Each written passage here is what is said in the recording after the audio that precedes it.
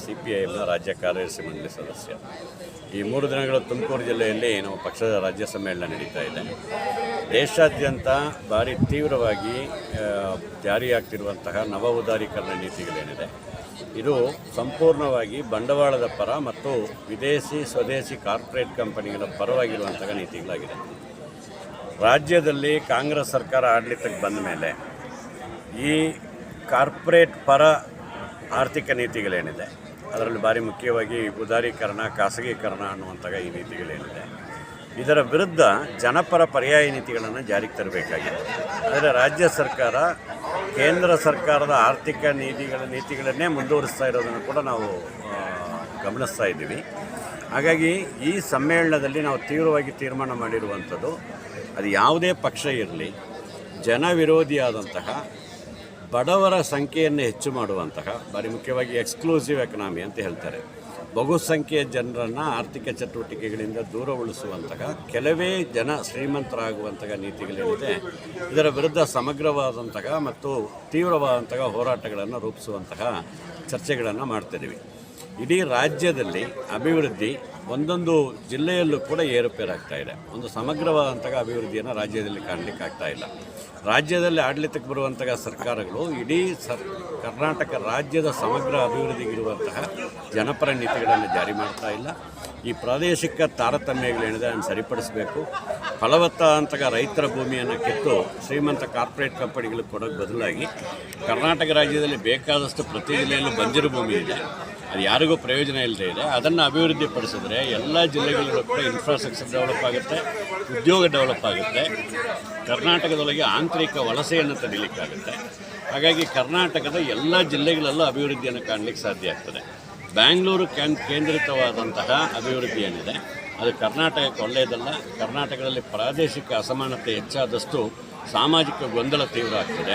ಇದನ್ನು ಸರಿಪಡಿಸಬೇಕು. ಸೌಹಾರ್ದಯುತವಾದಂತಹ ಕರ್ನಾಟಕದ ಬೆಳವಣಿಗೆಗಿರುವಂತಹ ಜನಪರ ಆರ್ಥಿಕ ನೀತಿಗಳನ್ನು ಜಾರಿ ಮಾಡಬೇಕು.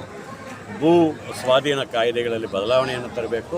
ಕಾರ್ಮಿಕರ ಹಕ್ಕುಗಳೇನಿದೆ, ಸ್ಥಳೀಯವಾಗಿ ಉದ್ಯೋಗ ಮತ್ತು ಕಾಯಂ ಉದ್ಯೋಗದ ಸೃಷ್ಟಿಗೆ ಹೆಚ್ಚು ರಾಜ್ಯ ಸರ್ಕಾರ ಗಮನವನ್ನು ಕೊಡಬೇಕು. ಆ ರೀತಿಯೊಳಗೆ ಕಾರ್ಮಿಕರ ಹಕ್ಕುಗಳನ್ನು ಕೂಡ ರಕ್ಷಣೆ ಮಾಡಲಿಕ್ಕೆ ಸರ್ಕಾರ ಮುಂದಾಗಬೇಕು ಅಂತ ಒತ್ತಾಯಿಸುವಂಥ ಹೋರಾಟಗಳನ್ನು ಮುಂದಿನ 3 ವರ್ಷಗಳಲ್ಲಿ ನಾವು ರೂಪಿಸಲಿಕ್ಕಿದ್ದೀವಿ. ಒಟ್ಟಾರೆಯಾಗಿ ಹೊಸ ಆರ್ಥಿಕ ನೀತಿಗಳೇನಿದೆ ಅದರಲ್ಲಿ ಕಾರ್ಪೊರೇಟ್ ಪರ, ಬಂಡವಾಳಗಾರರ ಪರವಾದಂತಹ ಆರ್ಥಿಕ ನೀತಿಗಳೇನಿದೆ ಅದರ ವಿರುದ್ಧ ಜನಪರ ಪರ್ಯಾಯ ನೀತಿಗಾಗಿ CPIM ಪಕ್ಷ ಹೋರಾಟಗಳನ್ನು ನಡೆಸಲಿಕ್ಕೆ. CPIM ಪಕ್ಷದ ರಾಜ್ಯ ಸಮಿತಿ ಕಾರ್ಯದರ್ಶಿ ಮಾತಾಡ್ತಾ 3 ದಿನಗಳ ಕಾಲ ತುಮಕೂರಲ್ಲಿ ನಾವು ನಮ್ಮ ಪಕ್ಷದ 24ನೇ ರಾಜ್ಯ ಸಮ್ಮೇಳನವನ್ನು ಇಲ್ಲಿ ನಡೆಸ್ತಾ ಇದ್ದೀವಿ. ಭಾಳ ಮುಖ್ಯವಾಗಿ ಈ ರಾಜ್ಯ ಸಮ್ಮೇಳನದಲ್ಲಿ ರಾಜ್ಯದಲ್ಲಿ ಇವತ್ತು ರೈತರು, ಕೂಲಿಕಾರರು, ಕಾರ್ಮಿಕರು, ದುಡಿಯುವಂಥ ಜನ ಅತ್ಯಂತ ಸಂಕಷ್ಟಕ್ಕೆ ಒಳಗಾಗಿದ್ದಾರೆ ಕೇಂದ್ರ ಸರ್ಕಾರ, ರಾಜ್ಯ ಸರ್ಕಾರ ನೀತಿಗಳಿಗೆ.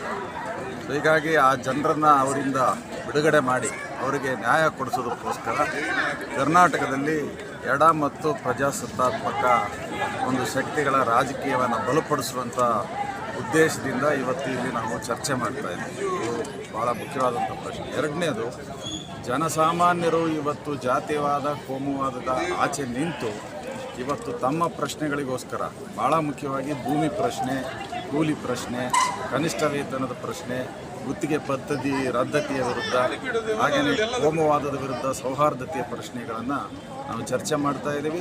ಆ ವಿಷಯಗಳನ್ನು ಜನರ ನಡುವೆ ತೆಗೆದುಕೊಂಡು ಹೋಗಿ ಚಳುವಳಿಗಳನ್ನು ಕೂಡ ಬಲಗೊಳಿಸಬೇಕು ಅಂತೇಳಿ ಇವತ್ತು ನಾವು ಚರ್ಚೆ ಮಾಡ್ತಾ ಇದ್ದೀವಿ. ಮುಖ್ಯವಾಗಿ 2 ನಿರ್ಣಯಗಳನ್ನು ನಾವು ಇವತ್ತು ತಗೊಳ್ಳೋರಿದ್ದೀವಿ. ಒಂದನೇದು, ಕರ್ನಾಟಕದಲ್ಲಿ ಇವತ್ತು ಕೃಷಿಯನ್ನು, ರೈತರ ಕೃಷಿಯನ್ನು ರೈತರ ಕೈಯಿಂದ ಕಿತ್ಕೊಂಡು ಕಂಪನಿ ಕೃಷಿಯಾಗಿ ಪರಿವರ್ತನೆ ಮಾಡುವಂಥ ಕೆಲಸಕ್ಕೆ ಒಂದು ಕಡೆ BJP, ಇನ್ನೊಂದು ಕಡೆ ಕಾಂಗ್ರೆಸ್ ಎರಡೂ ಪ್ರಯತ್ನ ಮಾಡ್ತಾ ಇದ್ದಾರೆ. ಅದಕ್ಕೆ ಅವಕಾಶ ಕೊಡೋದಿಲ್ಲ. ಯಾರಿಗೆ ಇವತ್ತು ಭೂಮಿ ಸಿಕ್ಕಬೇಕಾಗಿದೆ, ಅದು ದಲಿತರಿಗೆ ಭೂಮಿ ಸಿಕ್ಕಬೇಕು, ಅದು ಮಹಿಳೆಯರಿಗೆ ಸಿಕ್ಕಬೇಕು, ಅದು ಹಿಂದುಳಿದಂಥ ಸಮುದಾಯಗಳಲ್ಲಿರ್ತಕ್ಕಂಥ ಯಾರು ಭೂಮಿಯಲ್ಲಿ ಆಸಕ್ತಿಯನ್ನು ಹೊಂದಿದ್ದಾರೆ ಅವರಿಗೆ ಸಿಕ್ಕಬೇಕು. ಆದ್ದರಿಂದ ಬಗರುಕುಂ ಸಾಗುವಳಿಗೆ ಹಕ್ಕುಪತ್ರ ಕೊಡಬೇಕು, ಫಲವಂತದ ಭೂಸ್ವಾಧೀನವನ್ನು ಕೈಬಿಡಬೇಕು, ಮತ್ತು ಭೂ ಸುಧಾರಣಾ ಕಾಯ್ದೆಗೆ ಏನು ತಿದ್ದುಪಡಿ ಮಾಡಲಾಗಿದೆ ಅದನ್ನು ವಾಪಸ್ ತಕ್ಕೊಂಡು ದಲಿತರಿಗೆ, ಮಹಿಳೆಯರಿಗೆ ಭೂಮಿ ಹಂಚತಕ್ಕಂಥ ಒಂದು ಕಾರ್ಯಕ್ರಮವನ್ನು ಜಾರಿ ಮಾಡಬೇಕು ಅಂತೇಳಿ ಒಂದು ದೊಡ್ಡ ಹೋರಾಟಕ್ಕೆ ಕರೆ ಕೊಡೋರಿದ್ದೀವಿ ನಾವು ಇವತ್ತು.